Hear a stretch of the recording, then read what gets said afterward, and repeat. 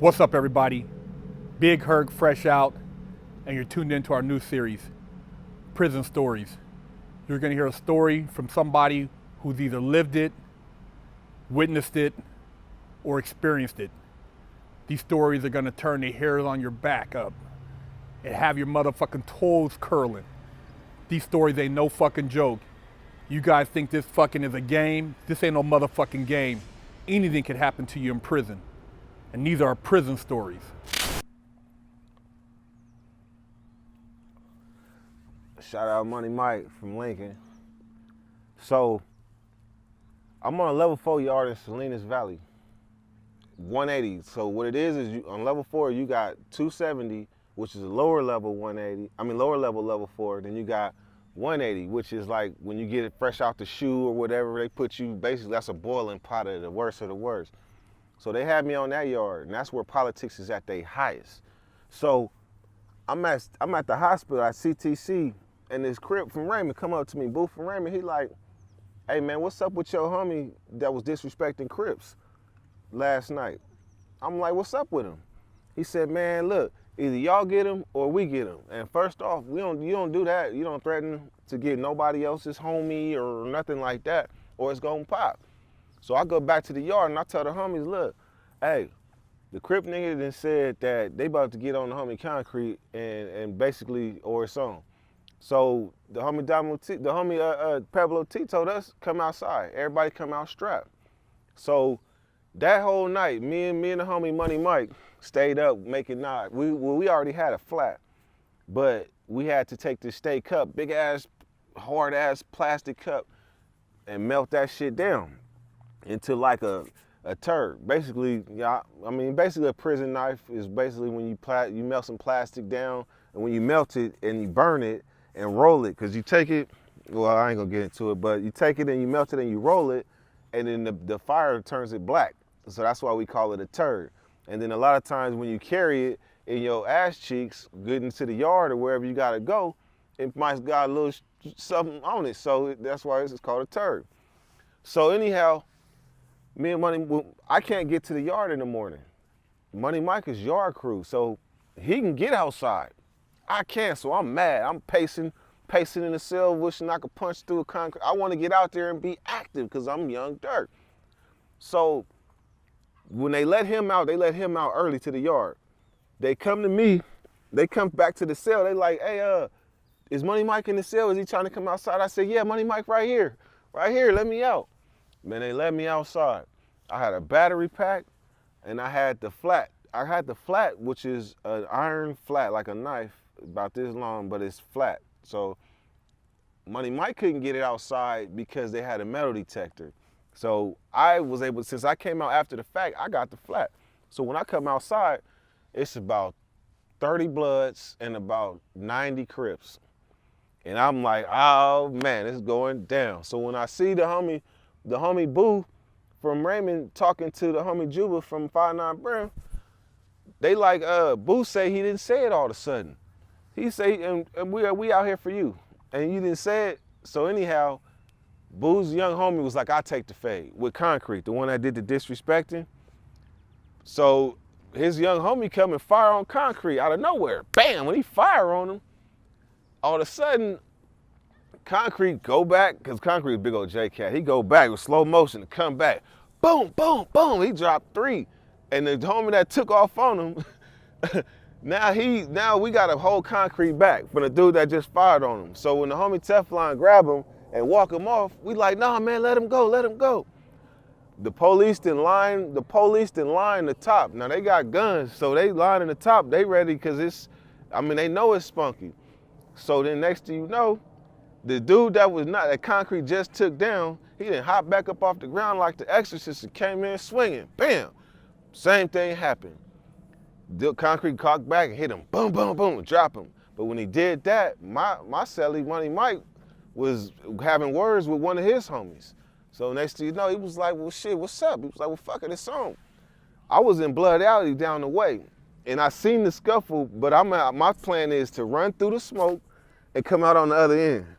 So once Money Mike go around the table and stab the dude, stab Crip dude in the neck, I come running down Blood Alley, and dude, I ain't gonna say his name, but he was running from the situation. He was one of the dudes that started. I cocked back, tried to stab his throat out, but it went to he got lucky, basically. So then when he got away, I kept on running. The same dude my celly stabbed in the neck, he's standing around bouncing, talking about what the fuck. So he put his dukes up, I put mine up. He seen the knife, he turned to run, I hit him. Hit him in his side. So then next thing you know, then I see another Crip on the side of him. When I stabbed him in the stomach, it went in, but when he turned around and I tried to stab him in his back, the knife bent. So as the knife bent, I'm on this basketball court, it's smoke, people screaming, gunshots and everything. I'm on a basketball court with the bent knife, trying to straighten it out, looking back at the dude I just stabbed. So anyhow, when I get it straight, I get the knife bent, get somewhat straight, I seen the dude over on the side, and if you ever in a riot in prison, one thing you don't do is prone out where it's spunky. So he wasn't my homie, and I asked God to forgive me. It's a lot of my homies know this story, it's a classic one, but I asked God to forgive me. But I crawled up over and I stabbed him in his face, but I thought it was an enemy, because we're in war mode or whatever you want to call it. So when the smoke clear, I hear all the blood's over here, I'm running, crawling through the smoke. I take my knife off, I throw that. And then next thing you know, I'm like, I'm pumped. I'm a young homie, I'm pumped. So I'm like, I want platinum stripes. I stabbed that nigga, I'm calling him off. So next thing you know, the dude that was under the table that I did that to, I'm like, yeah, I stabbed his ass too. Then it's like the record stopped. And they all just looked at me. I'm like, what? It was like, man, that's the Christian dude. I was like, oh, man.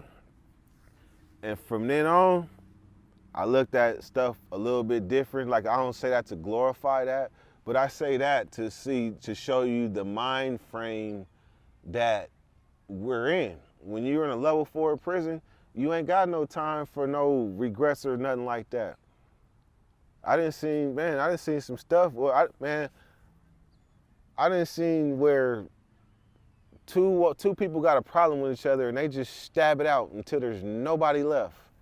So I didn't see situations where people didn't stab each other literally to death. I didn't see situations where people didn't jumped off the tier and ended their life, and I didn't want to be known as one of them.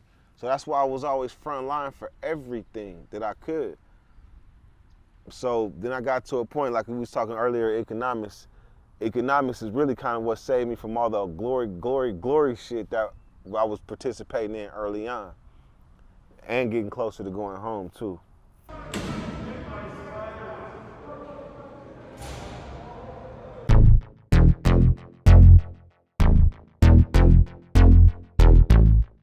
For all the viewers and subscribers who would like to become part of the supporting crew at $4.99 a month and contribute to the Fresh Out channel, this is what you'll be getting.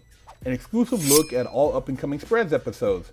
Learn what ingredients and recipes are used in prison to elevate the eating experience and how to get creative with what's available.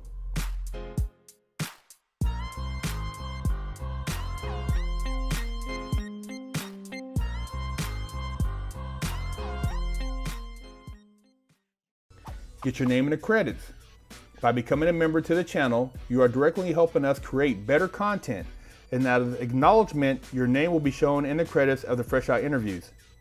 You will also gain exclusive members only access to footage that has never been seen before from our archives, unreleased episodes, behind the scenes, bloopers, and that gritty stuff you guys like to talk about, but we can't really share on the regular YouTube channel. Biannually, you'll also get a commissary package. First 6 months, membership will get an apparel package of Fresh Out clothing, and the next 6 months, you guys will get a spreads package with all the recipes and ingredients you'll need to bust that fat ass spread. Last but not least, as an additional perk for supporting the channel and helping us create bigger and better content, all members get an exclusive discount code to use in the Fresh Out commissary store. You'll receive 10% off all orders, no matter how big or small, and this is for unlimited use Not a one-time thing. You'll get to use this 10% whenever you want, as long as you're a paid member.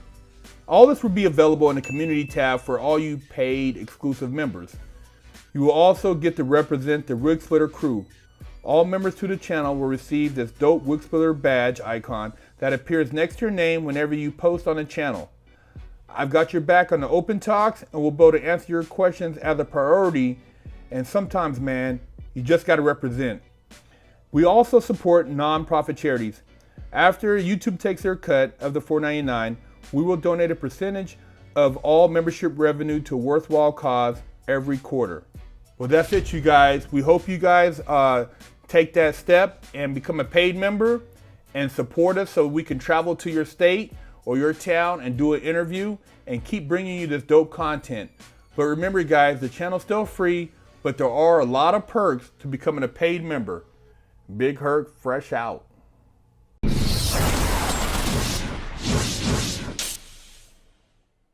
Lockdown's over. Get your yard time in. Exclusively at FreshOutSeries.com.